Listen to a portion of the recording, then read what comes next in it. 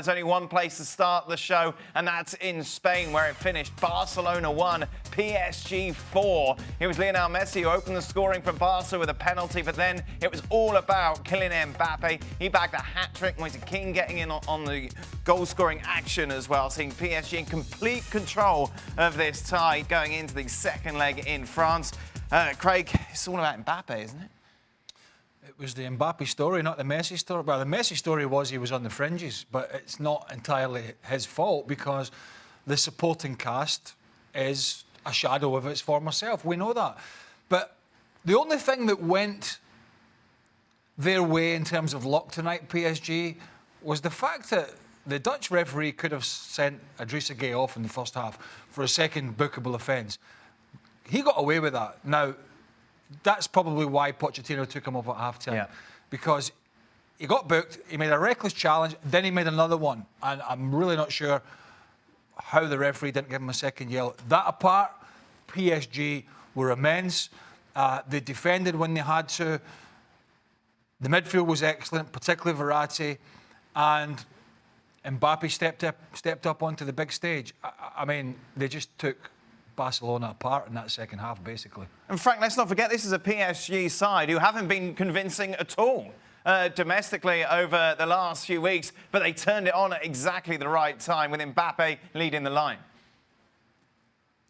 Yeah, you're right. It was very surprising to see that level tonight and how they stuck together. I mean, they worked very hard defensively, even the three at front.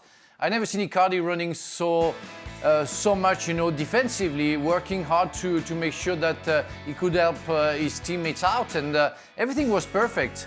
And you can find something. You can find that Gueye could have gotten a red card, but we can talk about the penalty that Barcelona got and the foul that Griezmann made on Mbappe as well in the second half, who the referee didn't recognize that maybe it was a kind of same mistake. But at the end of the day, you have nothing to say but Paris Saint-Germain deserved.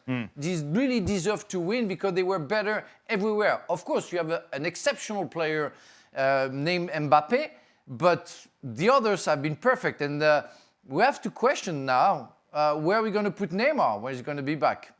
That's a discussion for another time. Ali, just take us through that hat-trick from Mbappe and how impressive those three goals were. Three different types of goals from Kylian Mbappe and three different types of abilities. And he gave an early warning 2 minutes in when he went on a run in behind Gerard Pique, and he started 10 yards behind Pique, and Verratti plays the ball over the top, and then Ter Stegen comes out and sort of mishits the ball, misclears the ball, and just the danger just kind of went away. But right then and there, you knew that the speed of Mbappe was going to create problems.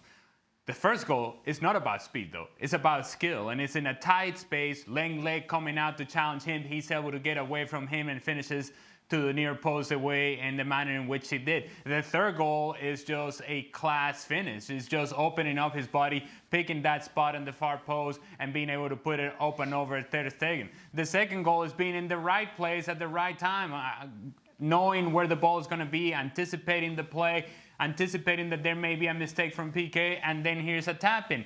It's the variety in which Mbappe scores the goal tonight that I think was the most impressive. The other thing I would say is, I just mentioned Piqué in three different occasions there, not doing so very well. So I would ask this question to Ronald Koeman.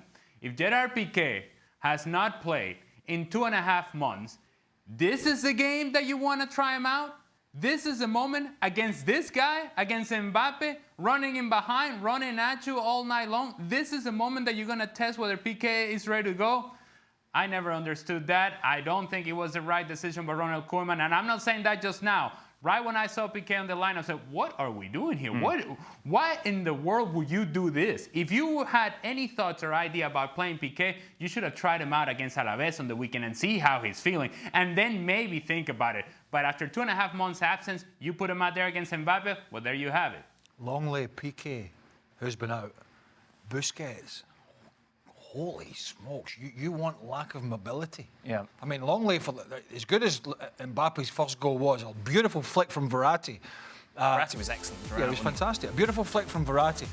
But then he's so heavy leg, Longley in the challenge. And I know it's difficult to make a challenge in the penalty box, but the way Mbappe just skipped around him was scary. Dembele, in all fairness, Griezmann and Dembele had two very good chances early on. Yep.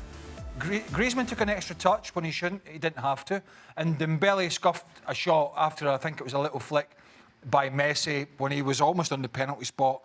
Wasn't a difficult finish and messed it up. I'm sort of painting a picture of a couple of chances. That's not taking anything away. Paris Saint-Germain, if they'd won this game 5 or 6, I would have said, yeah, I don't have a problem with that. But this is the kind of night, and it's not the best Barcelona team, but it's still a statement, another statement from one of the best players in the world, in Kylian Mbappe. Because if he scores 6 goals at the weekend in Ligue 1, I've no interest. I don't care. Yeah. Wipe it away. Tell me what he's doing next weekend. Oh, he scored another hat-trick in Ligue 1. I don't care, right? But I do want to see, a bit like what the PSG fans want to see with Neymar and others, I want to see what he's doing in these games. And he was absolutely immense. You've got to feel for the young fullback Sergio Dest because he's a young man. But this is a harsh business, harsh learning curve, Sure. harsh platform to be on. Getting left isolated against a guy with that skill, with that pace, on that form, that was difficult. Frank, who impressed you today aside from Mbappe for PSG?